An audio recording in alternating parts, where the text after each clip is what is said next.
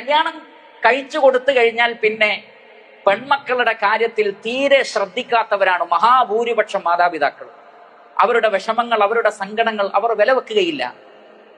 അവരുടെ ബുദ്ധിമുട്ടുകൾ അവർ പരിഗണിക്കുന്നില്ല, പലപ്പോഴും ശ്രദ്ധിക്കുന്നില്ല. കാരണം അങ്ങനെ എന്തെങ്കിലും ഒരു വിഷയം വരികയും ചർച്ചയാവുകയും ചെയ്താൽ അതുവല്ല ത്വലാഖിലേക്കും എത്തുമോ, അങ്ങനെയായാൽ അത് നമുക്ക് നാണക്കേടല്ലേ. അങ്ങനെ മാതാപിതാക്കൾ അവരുടെ നാണക്കേട് മാത്രമാണ് പരിഗണിക്കുന്നത്. ഈ പെൺകുട്ടി അനുഭവിക്കുന്ന പ്രയാസങ്ങളെ കുറിച്ച് അവർ ചിന്തിക്കുന്നേയില്ല.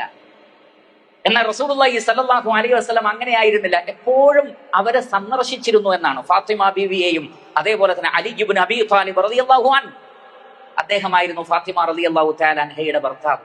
ഒരിക്കൽ നബി സല്ലല്ലാഹു അലൈഹി വസല്ലമ വീട്ടിലേക്ക് ചെന്നപ്പോൾ അലി റളിയല്ലാഹു അൻഹുവിനെ കാണുന്നില്ല. ഇമാം ബുഖാരി റഹ്മത്തുള്ളാഹി അലൈഹി അദ്ദേഹത്തിന്റെ സ്വഹീഹിൽ അത് ഉദ്ധരിക്കുന്നുണ്ട്. നബി സല്ലല്ലാഹു അലൈഹി വസല്ലമ ചോദിച്ചു, അലി എവിടെ?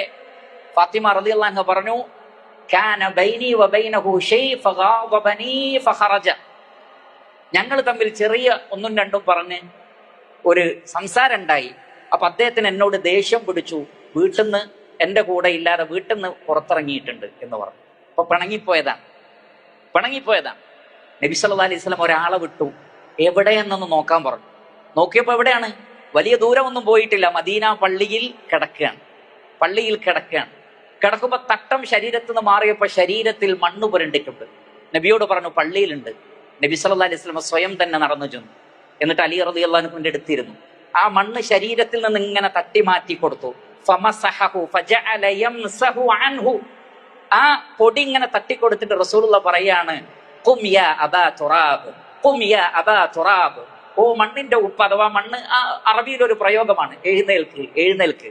അള്ളാഹുവിന്റെ റസൂൽ ആശ്വസിപ്പിച്ച് വീട്ടിലേക്ക്, തന്റെ പുതിയാപ്ലയെ വീട്ടിലേക്ക് കൊണ്ടുപോവാണ്. നിങ്ങൾ നോക്കൂ, എത്ര മനോഹരമായിട്ടാണ് നബി സല്ലല്ലാഹു അലൈഹി വസല്ലം ആ പിണക്കം ഇല്ലാതാക്കുന്നത്.